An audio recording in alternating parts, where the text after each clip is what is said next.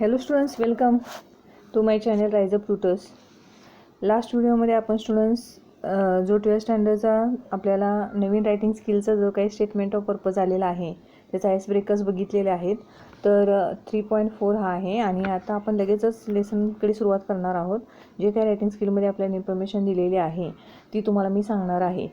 Students लक्ष देऊन ऐका. स्टेटमेंट ऑफ पर्पज जे आहे SOP त्याला बोललं जातं. तर हे SOP जे आहे हा म्हणजे हे काय आहे थोडक्यात सांगते तुम्हाला की हा एक अर्ज आहे मुलांनो आणि तो तुम्हाला काय करायचा आहे.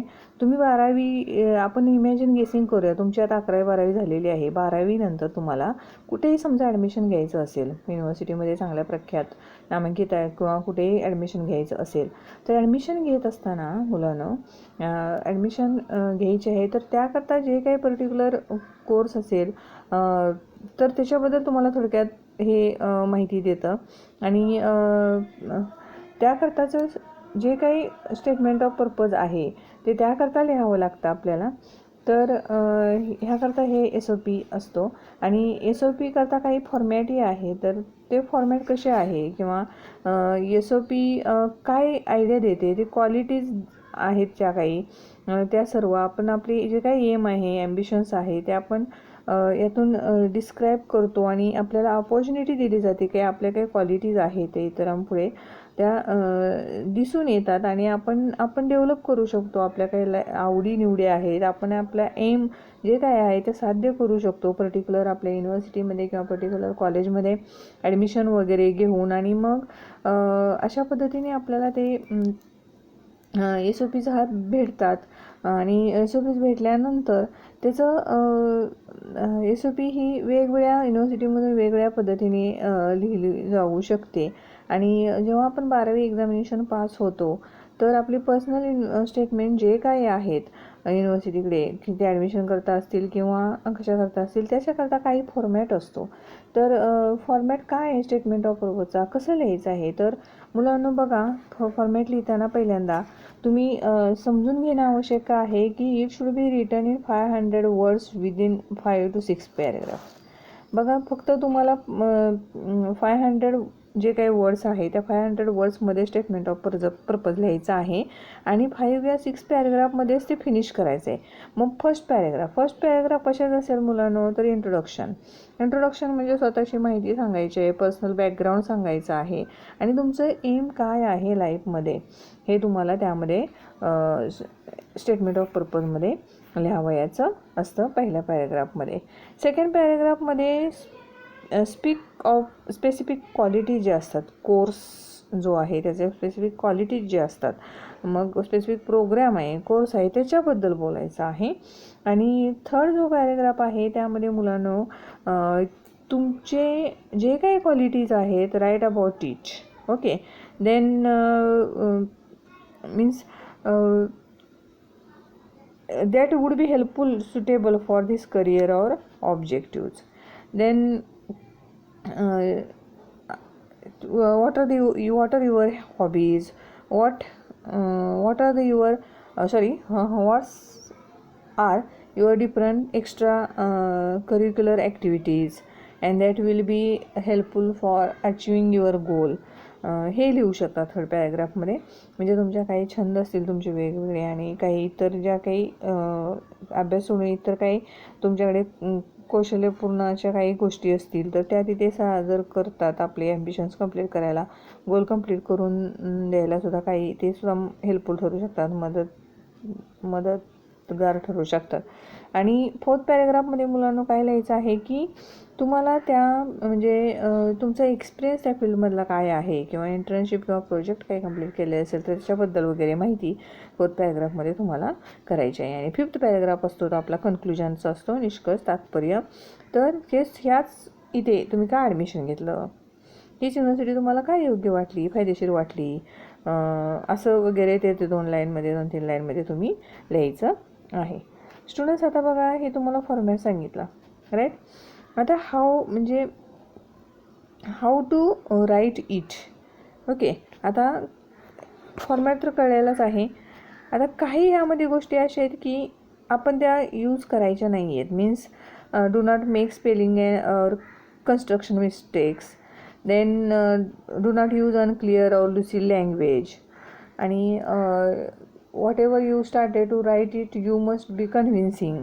खात्रीशीर असणं आवश्यक आहे. Then show determination in your career. तुमची ते डिटर्मिनेशन दाखवा तुमच्या करिअरमधलं वगैरे. आणि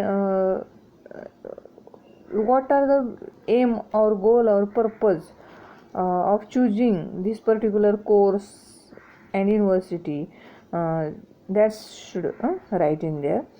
In this way their format of SOP will be. Students, next बघा, तुम्हाला पेज नंबर 155 वरती एक एक्झाम्पल त्याकरता सोडून दिलेलं आहे, सॅम्पल दिलेलं आहे स्टेटमेंट ऑफ पर्पजचं. तर हे जे काही सांगितलं आपण फॉर्मॅट वाईज जे काही सांगितलं तर तशा पद्धतीनेच तुम्हाला दिसून येईल. यामध्ये मुलांना मेकॅनिकल इंजिनिअरिंगच्या बाबतीत दिलेलं आहे. Purpose of pursuing course mechanical engineering आहे आणि ते एक ड्रीम म्हणून त्याला बघितलेलं आहे. आणि personal experience at the age of 10 पासूनच मेकॅनिकल इंजिनिअरिंग करायचं असं काहीतरी एम होतं. आणि मग इथे सांगतात की एके दिवशी एक जणाचं एक्सपिरियन्स इथे दिलेला आहे यातून की मी रोड ट्रिपवर गेलो होतो माझ्या वडिलांच्या बरोबर कारमधून. आणि काय अचानकच त्या कारचं काय झालं, इंजिन स्टॉप झालं, सीज झालं, थांबलं तिथं. आणि माझं जे काही हॉलिडे होता तो एक्सायटिंग हॉलिडे होता, तर ती एक्सायटिंग हॉलिडे थोडंसं कॅन्सल झाला. आणि काय केलं की माझ्या वडिलांनी तेव्हा बॉनेट वगैरे कारमधून उतरून ओपन केलं. आणि त्याच वेळेस काय झालेलं होतं की ती मी ते बघत होतो सर्व त्यांचं काम. आणि त्यावेळेस मी जेव्हा ते इंजिन बघितलं गाडीचं तेव्हा मी एकदम त्याकडे आकर्षित झालो. आणि म्हणजे मी कौतुक होतो, प्रशंसा करतो माझ्या वडिलांची, जेव्हा त्यांनी बॉनेट काहीतरी दुरुस्ती केली आणि लगेच कार हवायला लागली आहे. तर मला तेव्हाच मी एकदम ॲडमायर झालो वडिलांपासून. आणि मी ठरवलं की I wanted to be just like my dad or him. म्हणजे ते डॅड हे इंजिनियर होते त्याचे आणि इंजिनिअरिंगचं त्यांच्याकडे बरेचसं नॉलेज असल्यामुळे, डीप नॉलेज असल्यामुळे आणि ही मी गोष्ट मला पटल्यामुळे मी सुद्धा काय केलं तर मी सुद्धा मेकॅनिकल इंजिनिअरिंगच करायचं ठरवलं. आणि अशा पद्धतीने मी मेकॅनिकल इंजिनिअरिंग करून पर्टिक्युलर ऑटोमोटिव्ह इंजिनिअरिंगसुद्धा त्यामध्ये सुद्धा शिरलो. आणि हे सर्व मला प्रेरित केलं होतं कोणी, तर वडिलांच्यामुळे मला हे शक्य झालं. आणि काय सांगतात इथे की एक एक्झाम्पल आहे त्यामध्ये की इंटर्नशिप आमची त्यावेळेस कुठं होती हे सांगितलेलं आहे. सेकंड पॅरेग्राफमध्ये त्यांनी की पहिल्या पॅरेग्राफमध्ये इंट्रोडक्शन देऊन ते माहिती सांगितलेली आहे. म्हणजे क्वालिटीज कोणकोणत्या, का चूज केलं, how he choose his mechanical engineering, and now his experience means where he did his job and how he get internship and all that is given in second para. ते internship त्यांची बसने ते जाऊन करत होते आणि पुण्याची एक मॅन्युफॅक्चरिंग फॅक्टरी होती तिथे भेटलेले होते. आणि काही हायली क्वालिफाईड इंजिनियर्स होते त्यांच्याबरोबर मार्गदर्शनला वगैरे. टोटल टीमवर्क होतं, सगळे उत्साहात एक्सपर्टाईज्ड होते. एक्सपिरियन्स त्यांचा फार मोठा होता. आणि चॅलेंज प्रत्येक इंटर्नशिपमधून प्रत्येक वेळेस चॅलेंज त्यांना बाय इंजिनियर त्यांना ते भेटत होतं. तर मशीन स्किल्स वगैरे सगळे त्यांना माहीत झालेले होते आणि त्यांना ते शक्य झालं. Fidget spinner, I was able to make my own fidget spinner, स्वतःचं मालकीचं फिडगे तयार, म्हणजे त्यांनी ते त्याकरता तो एबल ठरले. आणि थर्ड पॅरेग्राफमध्ये त्यांनी सांगितलेलं आहे की स्वतःचे त्यांचं काही थोडी इन्फॉर्मेशन आहे की म्हणजे त्यांच्या काही क्वालिटीज आणि करिअर गोल किंवा ॲम्बिशन्स. तर ते सांगतात की स्कूलमध्ये असताना को करिक्युलम ॲक्टिव्हिटीजमध्ये मी स्पोर्ट्समध्ये वगैरे भाग घ्यायचो, हॉकीमध्ये असेल, स्विमिंगमध्ये असेल. आणि त्या वयाच्या 7व्या वर्षापासूनच हे सुरुवात केली. आणि माझी ॲबिलिटी ही जी काय आहे म्हणजे ते पुढे एक सक्सेसफुल इंजिनियर बनायचं हे तेव्हाच मी ठरवलेलं होतं. आणि म्हणजे मी पूर्णपणे या स्पोर्ट्समध्ये ओतून घेतलं, जेवढं कॉन्सन्ट्रेशन करता येईल. तर क्रिकेटमध्ये सुद्धा मी फार मोठ्या प्रमाणात कॉन्सन्ट्रेशन दिलं. कॉन्फिडन्स आणि हंगर ह्या 2 क्वालिटीज आहेत. ते ह्या दोन्हीचं कॉम्बिनेशन होऊनच कॉन्सन्ट्रेशन होतं असं त्यांना सांगायचं होतं. आणि की हे ते म्हणजे रिसर्च आणि manufacturing of machines and their subsystems that must for an engineer, हे त्यांनी सांगितलेलं आहे. फॉर अ मेकॅनिकल इंजिनियर आपण बोलू शकतो. नंतर त्यांनी काय सांगितलेलं आहे की डेली काही म्हणजे कोणतेही प्रोग्राम होता तर त्याकरता एव्हरीवन, सगळे लोक वेलकम करणं आवश्यक आहे. सगळ्यांचं वेलकम होणं, सगळ्यांना बोलवणं. काही सर्व्हिस असतात, काही सर्व्हिस देणं. काही गोष्टी अशा आहेत की म्हणजे काही गोष्टी अशा असतात की फॅमिलीला गरीब कुटुंब असेल किंवा काय असतात, तर त्यामुळे त्यांच्या रिक्वायरमेंट घरातल्या घरात मेडिकल हेल्प असेल किंवा मेडिकल केअर कोणतेही कंप्लीट होत नाहीत काही गोष्टीमध्ये. तर अशांना काही वेळेस मी मदत करण्याचंही काम केलेलं आहे. इतरांकडून मनी कलेक्ट करून वगैरे. तर अशा लोकांचे ट्रीटमेंटचे पैसे भागवणे वगैरे, तर अशा गोष्टी केलेल्या आहे. आणि ही एक माझी विशेष स्पेशल क्वालिटी इथे मी सांगू इच्छितो, वेगळी अशी ते पॅरेग्राफमध्ये आपल्याला 4th पॅरेग्राफमध्ये त्याने सांगितलेले दिसून येते. आणि नंतरच्या पॅरेग्राफमध्ये काय सांगतात की मला माहिती आहे मी सुटेबल कॅन्डिडेट आहे मेकॅनिकल म्हणजे अंडरग्रॅज्युएट कोर्स मेकॅनिकल इंजिनिअरिंगमध्ये. नंतर फिजिक्स मॅथमॅटिक्स मला चांगले क्रिटिकल थिंकिंगला नेऊन सोडणारे 2 सब्जेक्ट आहेत. हायस्कूलमधून म्हणा प्रॅक्टिकल थिंकनर होतो मी. पुन्हा पॅशन माझी काय फिजिक्सबद्दल जास्त प्रमाणात होते, आणि इलेक्ट्रिकल स्किल्स वगैरे. आणि मेकॅनिकल इंजिनिअरिंग मी सोल्युशन्स वगैरे मशीनच्या ज्या काही आहे त्यातून बरेचसे काही काढत गेलो. आणि नंतर ते सांगतात की म्हणजे बेस्ट नोन युनिव्हर्सिटी जर बघितल्या अशा इंजिनिअरिंगमधल्या फॅसिलिटीज तर UK आहेत. आणि डिझाईन म्हणजे रिसर्च आणि काही मॅन्युफॅक्चर्स करतात. तर ग्रेटेस्ट कंपनी आहे UKला, पायोनियर ऑटोमेटिव्ह इंजिनिअरिंग असं त्यांना बोलायचं आहे.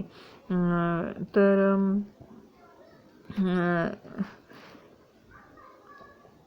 मला असं वाटते की म्हणजे Aston Martin lower, I hope to secure admission that will provide me with the opportunity to fulfil my dreams, अशा पद्धतीने त्याने लास्टला सांगितलेलं आपल्याला दिसून येतं. सेकंडसुद्धा तुम्हाला सॅम्पल मुलांना दिलेलं आहे. सेकंड सॅम्पलमध्ये काय सांगितलेलं आहे बघा की इथे एक सब्जेक्ट आहे इकॉनॉमी, आणि इकॉनॉमीबद्दल आपण कसं फॅसिनेटेड होतो ह्याबद्दल थोडंसं बोललेलं आहे लहानपणापासून. आणि यामध्ये रायटर जे आहे ते पण म्हणतात की मलासुद्धा एक इकॉनॉमी हा सब्जेक्ट घेऊन मला त्याने अट्रॅक्ट केला. आणि इकॉनॉमीच्या काही थिअरी आहेत, चॅलेंजिंग होतं ते माझ्याकरता, एन्जॉय घेऊन करत होतो. डिफरंट सेक्टर्स असतात त्यामध्ये. एव्हरीडे लाईफमध्ये काय घडत असतं त्याबद्दलची माहिती थोडीशी असते. म्हणजे कोणत्या ब्रँडचं मिल्क वगैरे विकलं जातं आहे किंवा कसं आहे, हे सर्व इकॉनॉमिकल कंडिशनमधून वगैरे, इकॉनॉमिक डे टू डे अपडेटवरून लक्षात येतं. प्रॉब्लेम्स कोणकोणते चालू आहेत, अनएम्प्लॉयमेंट असो, पॉवर्टी म्हणा, हे सर्व गोष्टी कळून येतात.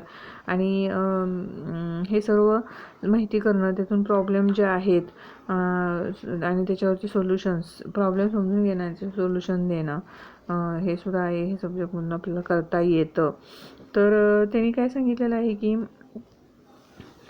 सेकंड पॅरेग्राफमध्ये यामध्ये सांगितलं गेलं आहे बघा की म्हणजे सब्जेक्टमध्ये असलेली डायव्हर्सिटी ॲप्लिकेशन्सबद्दल असो किंवा यामध्ये फार मोठे चॅलेंज घेऊन पुढे जावं लागतं. म्हणजे वर्ल्ड इकॉनॉमी आताची जर बघितली तर वर्ल्ड इकॉनॉमी आपल्या सिच्युएशनला, real life सिच्युएशनला relevant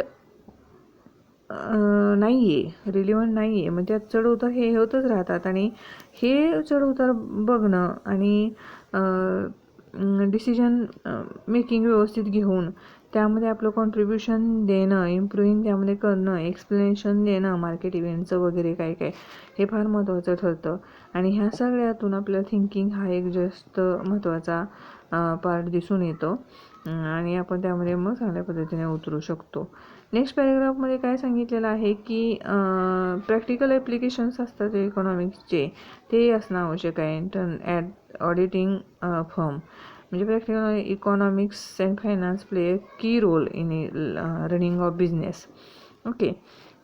then economics आणि अकाउंट्स असे आहेत की ते ॲनालिटिकल जे काही कन्सेप्ट्स असतात ते ग्राफ्स करायला उपयोगाचे ठरतात.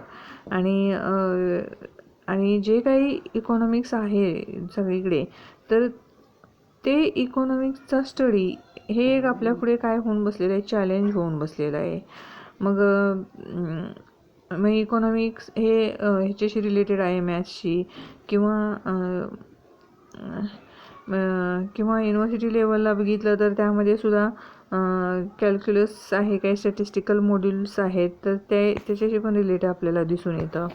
आणि नंतर काय म्हणले की एक्स्ट्राक्युलर जी काही ॲक्टिव्हिटी आहे तर त्यामध्ये world economy was Indian model United Nations conspiracy in which I was the press corps writer assign to economic committee. This has helped me understand the intricacies of world economy, given me a chance to discuss and puzzle over economic issues and challenge me to think in ways I have never before. तर मला असाही chance भेटला त्याच्या जर economy म्हणजे वर्ल्डमध्ये बघितलं तर काही इकॉनॉमिक कमिटी आहे त्यांनी असाइन केलेलं आहे. मी पण त्यामध्ये असाइन देअर आणि हेल्प करतात. ते कशा करतात तर जे काही वर्ल्ड इकॉनॉमी आहे त्यामधले इंट्रिकेसिस जे काही आहेत, गुंतागुंतीचे काही विषय आहेत, त्यातून आपल्याला चान्स मिळतो डिस्कस करायला, सोडवायला आणि चॅलेंज घेऊ शकतो आपण त्या विषयावरती आणि त्याच्यावरती आणि ॲक्सेप्ट करून ते सोडवू शकतो. तर आता हे जे काही आहे तर याचं काय म्हणलेलं गेलेलं आहे की प्रत्येकाचं त्या रायटिंगबद्दल, SOPबद्दल, त्या विषयावर एक पॅशन असणं आवश्यक आहे. बरोबर, पॅशन असेल तर सर्व गोष्टी साध्य होतात. मला काय म्हणतात ते की मला स्टुडंट काउन्सिल रिप्रेझेंटेटिव्ह म्हणून सिलेक्ट केलेलं होतं आणि माझ्या ड्युटीज हे काय होत्या तर स्टुडंट्स आणि बोर्ड गव्हर्नर्स आहेत. Acting an interface between students and the board of governors, putting forth the issues faced by students and working towards solutions for them. बरोबर. आता काही इश्यू असतात, त्यांनी इश्यूज फेस केले असतात स्टुडंट्स, तर त्याला सोल्युशन देणं ह्याकरता माझं मेन इंटरफेस ठरलेलं आहे इन्व्हॉल्वमेंटमध्ये. त्या I also took part in youth icon awards, then important member of my group and perform task successfully.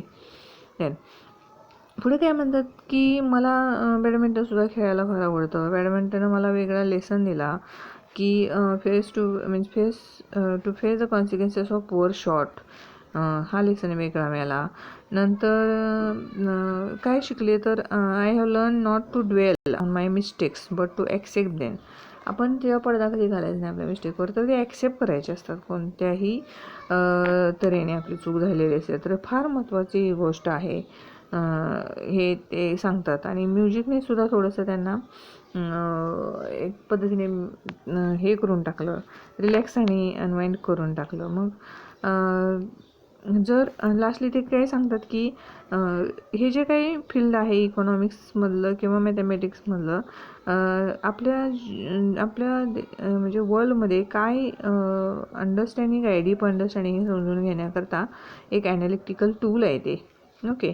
मग युनिव्हर्सिटीच्या काय आहे तिथं दिल्लीला वगैरे ते डिपार्टमेंटसुद्धा काही हेल्प करतात की आपले काही ड्रीम्स आहेत त्यातले कॉम्प्लेक्सिटीज जे आहेत, गुंतागुंतीचे विषय आहेत इकॉनॉमिक सिच्युएशनमधले किंवा कशाचे, तर त्याकरता आपल्याला ह्या काही युनिव्हर्सिटीज आहेत त्या आपल्याला मदत करून आपले प्रॉब्लेम सोडवू शकतात. तर अशा पद्धतीने इथे आपल्याला स्टेटमेंट ऑफ जो काही पर्पज आहे तो स्टुडंट्स लेसनमधून डिस्क्राईब केलेले आहे. सॅम्पल तुमच्यापर्यंत मिळालेले आहे स्टुडंट्स.